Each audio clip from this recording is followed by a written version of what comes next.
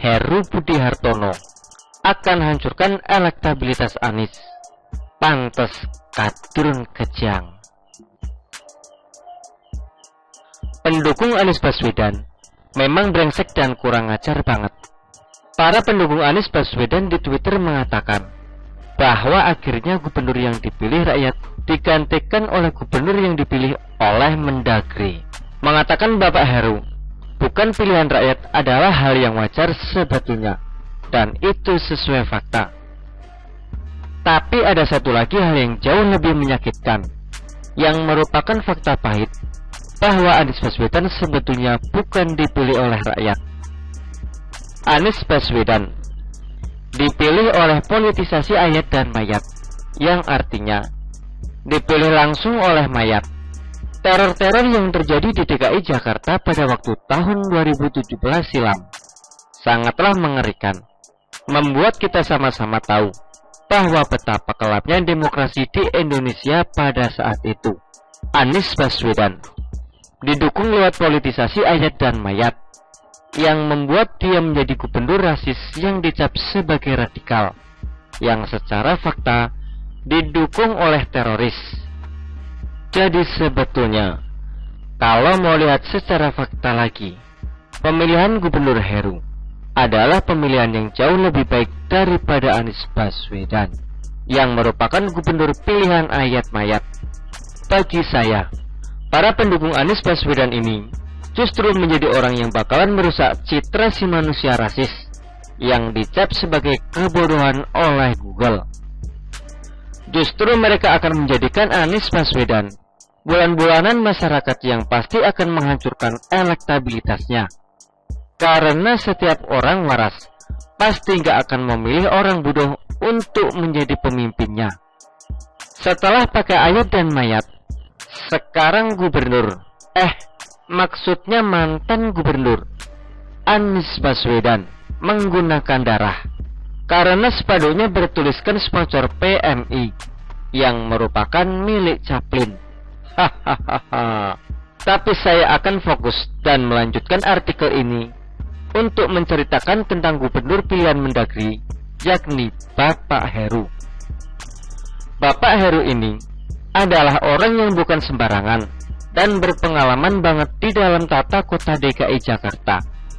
Dia adalah gubernur yang memiliki rekam jejak wali kota Jakarta Utara beberapa tahun lalu sebelum dilantik menjadi staf khusus presiden.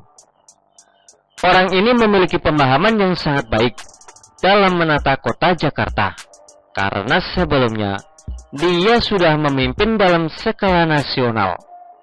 Dulu, Bapak Heru ini sebenarnya pernah digadang-gadang menjadi wakil gubernur yang diusung bersamaan dengan Bapak Basuki Cahayapurnama sebagai gubernur DKI Jakarta. Namun waktu berjalan dan politik memang cair, membuat Partai Demokrasi Indonesia Perjuangan alias PDIP mencalonkan kadernya, yakni Bapak Jarod Saiful Hidayat, untuk menjadi calon wakil gubernur mendampingi Ahok. Bapak Heru pun legowo dan dia paham bahwa politik yang cair itu membuat dia seharusnya semakin bertumbuh dan benar bahwa dia dipercaya dalam skala nasional yang mengurusi sekretariat. Jadi dengan pengalaman ini, saya yakin Jakarta bisa dikembalikan dan diputar arah 180 derajat setelah dihancurkan oleh Anies Baswedan yang rasis bodoh dan tidak punya malu dalam menghabiskan anggaran masyarakat lewat pajak-pajak yang dibayarkan di kewajiban mereka. Selamat datang kembali Bapak Heru ke DKI Jakarta. Meskipun saya tidak kenal dengan Bapak Heru, saya tahu rekam jejaknya sangat baik. Dan saya yakin kehancuran-kehancuran yang dimunculkan oleh Anies Baswedan dan selama 4 tahun kemarin ini bisa segera diselesaikan dan dirampungkan. Semoga saja nggak ada dokumen-dokumen yang dibakar untuk barang bukti yang dihilangkan dalam kasus dugaan korupsi yang selama ini disuarakan terus-menerus oleh masyarakat yang kecewa dengan kepemimpinan busuk dari tukang ngibul. Genus dan spesiesnya jelas kita gak perlu ngomongin lagi lah ya. Bukan Pithecanthropus erectus, tapi sudah menjadi Homo sapien yang seharusnya punya rasa dan selera keadilan. Tapi selama ini Homo sapien tersebut justru tidak menunjukkan bahwa orang ini berbudaya dan memiliki empati kepada masyarakat.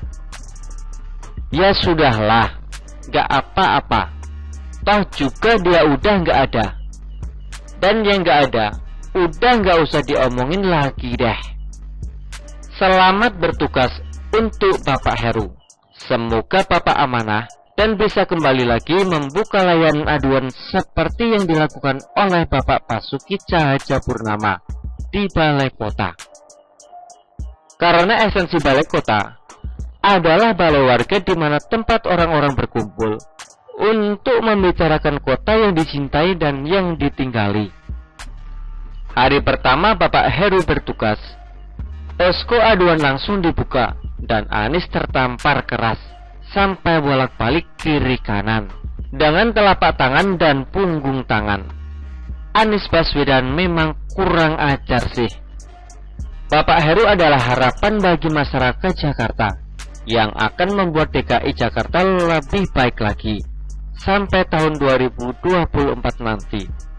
Selesaikan proyek-proyek mangkraknya Anies Baswedan dan juga bongkar semua dugaan korupsi yang dilakukan oleh TGUPP. Kelihatannya Bapak Heru ini akan menjadi seperti kuda Troya yang akan memporak-porandakan pencapaian kosong Anies Baswedan dan omongan bualannya dia selama ini. Dengan keberadaan Bapak Heru, saya yakin banyak yang dibongkar. Karena apa yang dikerjakan Anies Baswedan semata-mata di DKI Jakarta selama 4 tahun ini adalah omong kosong dan harus dibongkar tuntas.